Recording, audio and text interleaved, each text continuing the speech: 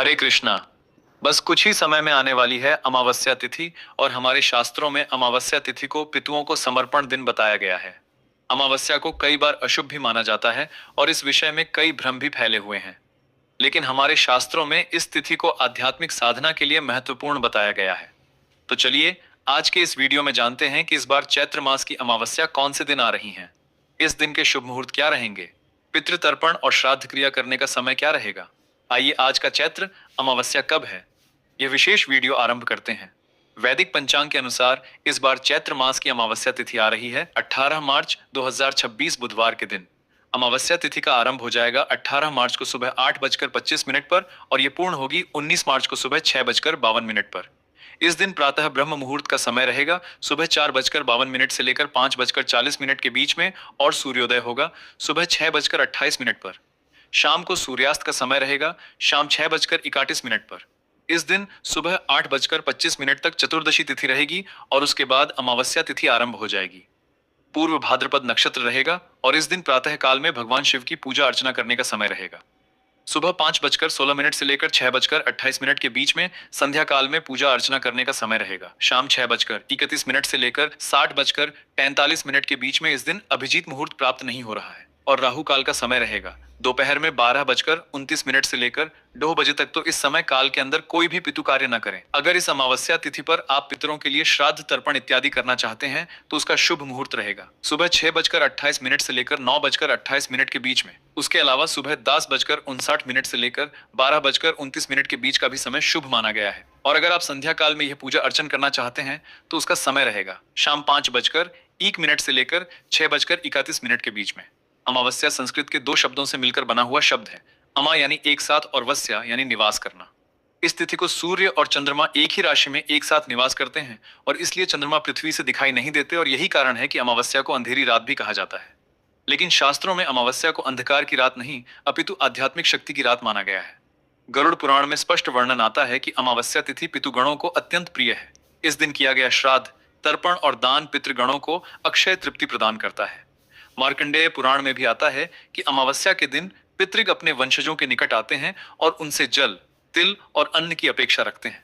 जो भक्त इस दिन श्रद्धा पूर्वक तर्पण करता है उसके कुल में सुख, शांति और समृद्धि बनी रहती है और इसलिए अमावस्या को अशुभ मानना एक भ्रांति है। वास्तव में यह पितृगणों की सेवा, आत्मचिंतन और आध्यात्मिक साधना के लिए अत्यंत शुभ तिथि होती है। हाँ, इस दिन शुभ कार्यों का आरंभ जैसे कि विवाह, गृह प्रवेश, नया व्यापार इत्यादि वर्जित माना गया है। लेकिन इसका अर्थ यह नहीं है कि यह दिन अशुभ है। आइए अब जानते हैं कि अमावस्या के दिन यानी इस चैत्र अमावस्या पर क्या करना चाहिए। तो इस दिन प्रातःकाल ब्रह्म मुहूर्त में उठ जाएं, स्नान इत्यादि से शुद्ध हो लें, स्वच्छ वस्त्र धारण करें और अगर संभव हो तो किसी पवित्र नदी या तीर्थ में जाकर स्नान करें। अन्यथा घर पर ही गंगा जल मिलाकर स्नान कर सकते हैं। स्नान के बाद स्वच्छ वस्त्र धारण करें और उसके बाद पितृ तर्पण करें। तर्पण के लिए दक्षिण दिशा की ओर मुख करके बैठे और तर्पण करते हुए अपने पितृगणों के गोत्र और नाम का उच्चारण करते हुए उन्हें तिल और जल अर्पित करें। अगर आपको अपने गोत्र या पितृगणों के नाम ज्ञात नहीं है तो आप सामान्य रूप से यह कह सकते हैं कि हे मेरे सभी ज्ञात और अज्ञात पितृग, इस तर्पण का स्वीकार करें और इससे तृप्त हो और मुझे आशीर्वाद प्रदान करें। इस प्रकार तर्पण करने के बाद यथाशक्ति ब्राह्मण को दान दें। अमावस्या के दिन तिल, वस्त्र, अन्न और गौ का दान विशेष फलदायी माना गया है। ब्राह्मण या किसी निर्धन व्यक्ति को भोजन करवाना भी पितृगणों को तृप्त करता है। इस दिन भगवान विष्णु और भगवान शिव दोनों की पूजा का विधान बताया जाता है और विशेषकर चैत्र अमावस्या के दिन भगवान विष्णु की आराधना करने से विशेष पुण्य प्राप्त होता है। संध्या के समय दीपदान करें। घर के बाहर या मंदिर में सरसों के तेल का दीपक जलाकर रखें। इससे पितृगणों को मार्ग मिलता है और घर में सकारात्मक ऊर्जा का संचार होता है। अमावस्या के दिन शुभ या नए कार्य आरंभ नहीं किए जाते, जैसे कि विवाह, गृह प्रवेश, नया व्यापार, भूमि क्रय इत्यादि। इस दिन यात्रा का आरंभ भी शास्त्रों में उचित नहीं माना जाता। इस दिन तामसिक भोजन जैसे कि मांसाहार और मद्यपान से पूर्ण रूप से बचना चाहिए। क्रोधित होना, कटु वचन बोलना, वाद विवाद में पड़ना, यह सारी चीजें भी अमावस्या के दिन नहीं करनी चाहिए। एक और महत्वपूर्ण बात, अमावस्या के दिन पीपल के वृक्ष को ना काटें और ना ही उसकी शाखाओं को तोड़ें। शास्त्रों में पीपल को भगवान श्री विष्णु का निवास स्थान माना गया है और विशेषकर अमावस्या के दिन पीपल के वृक्ष की पूजा की जाती है, उसकी परिक्रमा की जाती है और ऐसा करने से अत्यंत शुभ फल प्राप्त होता है। अब जैसा कि आप जानते हैं, इस बार चैत्र अमावस्या के ठीक अगले दिन 19 मार्च से चैत्र नवरात्रि का भी आरंभ हो रहा है और इसलिए यह अमावस्या नवरात्रि की तैयारी के लिए भी अत्यंत महत्वपूर्ण है। इस दिन आप अपने पितृगणों का तर्पण करके उनसे आशीर्वाद लें और फिर अगले दिन से शुद्ध मन, शरीर और हृदय से माँ दुर्गा की आराधना आरंभ कर सकते हैं। अमावस्या के दिन ही नवरात्रि के लिए पूजा सामग्री, कलश, जौ के बीज, लाल वस्त्र इत्यादि की तैयारी कर लें ताकि अगले दिन प्रातःकाल शुभ मुहूर्त में बिना किसी विलंब के घट स्थापना की जा सके। इस बार चैत्र नवरात्रि में घट स्थापना का शुभ मुहूर्त 19 मार्च 2026 गुरुवार के दिन सुबह 6:52 से लेकर 7:43 तक रहेगा। यह मात्र 51 का ही समय है और इसीलिए भी सभी तैयारी 18 मार्च अमावस्या के दिन पूरी कर लेनी चाहिए।